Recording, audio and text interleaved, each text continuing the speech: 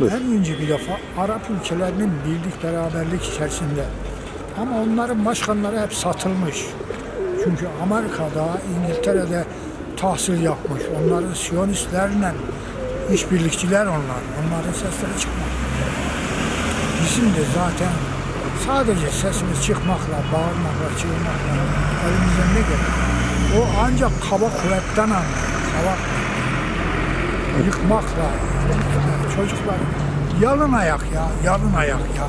Kendi ülkesinden adamları kovuyorlar, yalın ayak, ekmek. Bir çöpten ekmek topluyor, çöpten. Yani ona bile müsaade etmiyor.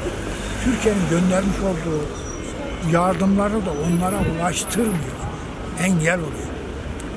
Yakıp yıkıyor, başka da ne yapalım?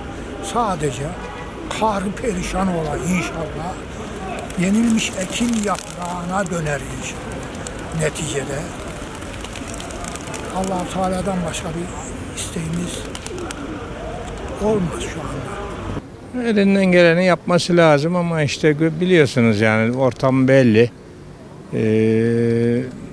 Hepsi bir olmuş. İslam'ı her yerde bu şekilde kat ediyorlar.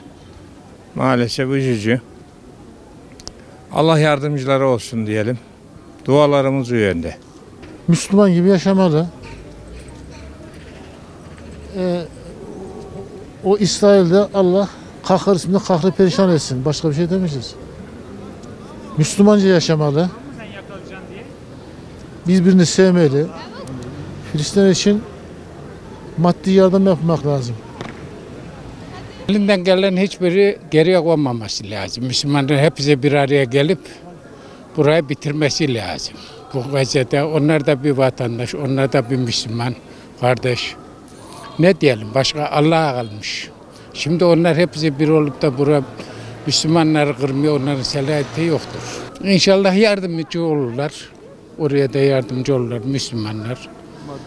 Maddi manevi her şeyde duasıyla birlikte yardımcı olurlar. Müslümanların önce birlik, beraberlik içinde olmaları lazım. Ve tepkilerini göstermeleri lazım. Bu kadar, yani şurada 5-10 milyon İsrail, 100 milyona yakın Müslümanı orada bekliyorlar. Hiç kimse sesini çıkarmıyor. Bir Türkiye'nin haricinde hiç kimse çıkarmıyor. Bu Müslümanların ayıbı oluyor. Müslüman devletlerin başındakilerin, Müslüman halkın demiyorum. Müslüman devletlerin başındakilerin ayıbı. Bunlar nereden besleniyorlar? Niye böyle tepkisiz kalıyorlar? Buna da şaşırıyorum. Bu lanetli, katil milletin Allah kahrı gazap etsin inşallah. Olacak da yani Müslüman milletler neden buna tepki göstermiyor? Neden karşı çıkmıyor? Ben ona üzülüyorum. En çok üzüldüğüm o. Bu milletin katil olduğunu, soykırım yaptığını dünya görüyor. Ama onlar kabul ediyor çünkü kırılanlar, öldürülenler Müslüman. Almanya'sı, Amerika'sı zaten o aynı ırktan, aynı kandan. Kanı bozuk bunların. Peygamberini katleden bir millet burada insanları katletmiş, şaşırmıyorum. Ama benim baştan da söyledim, şimdi de söylüyorum.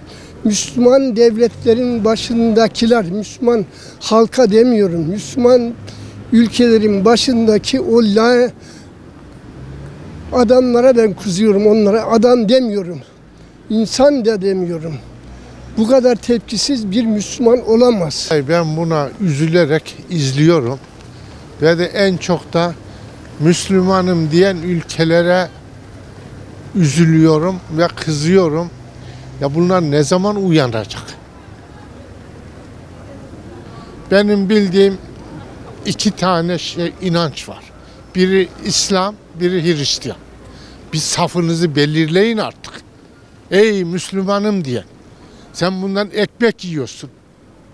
Çoluk çocuğun bundan besleniyor. Çoluk çocuk orada kurşunlanıyor. Katlediliyor. Ey Müslüman, ne zaman uyanacaksın? Uyanın şu gafletten. Bir Tayyip'le olmuyor bu iş.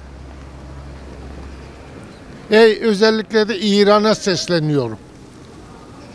İran dik dursun, Amerika'nın gıgı çıkamaz. Çıkmaz. Çıkamaz. Türkiye'ye bir olduğu sürece ikisi Orta Doğu'nun lideri olur. Yeter artık ey Müslümanlar. İslam ülkesi, Arabistan. Özellikle siz ya niye bu kadar korkuyorsunuz ya? İnsan bir kere ölür. Allah ıslah etsin. İnşallah duyarlar da bir şey anlarlar bu sözümüzden. Müslümanların ilk önce birlik olması lazım. Yani Ümmet-i Muhammed'in bir araya gelip toplu halde tepki gösterip İslam ülkelerinin topyekün birlik olmadığı sürece bu zulme maruz kalıyoruz. Allah Yüce Rabbim Müslümanlara uyanmayı nasip etsin. Söyleyeceklerim çok şey var ama Yüce Rabbim İslam ülkesine uyanmak, basiret, izan nasip etsin. İnşallah Yüce Rabbim sonunu hayır eyler.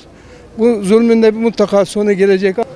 İslam ülkelerinin liderleri açık ve net söyleyeyim. Kimden korkuyorlar, kimden çekiniyorlar? Bu zulme dur diyemiyorlar. Yani ben buna hayret ediyorum. Yani İslam ülkelerinin bir araya geldiği zaman bu Yahudi milletini bir avuç suda boğacak yani bir avuç ülke İslam alemi, koskoca İslam alemi karşısında sessiz kalıyorlar. Ben buna üzülüyorum yani. Vallahi Müslüman yok ki dünyada bir şey yapsın. Müslümanlar olsaydı onlar bunu yapamazlardı. Eğer Müslümanlar var olsaydı onlar bunu yapamazlar. Onların haddine değildi. İslam lideri yok ki, bir zavallı Türkiye var. O da yapacak bir şeysi yok. Kimsenin yapacak bir şeysi yok abi. Allah'a kalmış adamlar. Evet. Vallahi bizim duamız da kabul olmaz. Çünkü biz helal bir lokma yediğimiz yok ki duamız kabul olsun. Duan kabul olması için evvela Müslüman olman lazım. Helal yemen lazım. Yok, bizde o da yok. Ya işte Allah yardımcısı olsun Müslümanların. Başka diyecek bir şey yok. Onlara yardım etmeliyiz. Savaşmalıyız kısacası. Ama bunu istiyorum. Gidip savaşmak istiyorum onlarla. Onların Müslüman oldukları için onlara canımı feda etmek istiyorum. Onların yerine, tamam mı? Savaşarak canımı vermek istiyorum. Müslüman ülkeleri bir olursa var ya, onu bir olsun, o İsrail'i arada kaldırsın.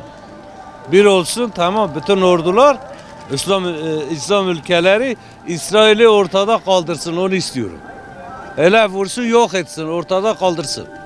Biz Müslümanız, onlar kafirdir. Tamam mı? Onlar o hükmü yapıyor, biz onları seyrediyoruz.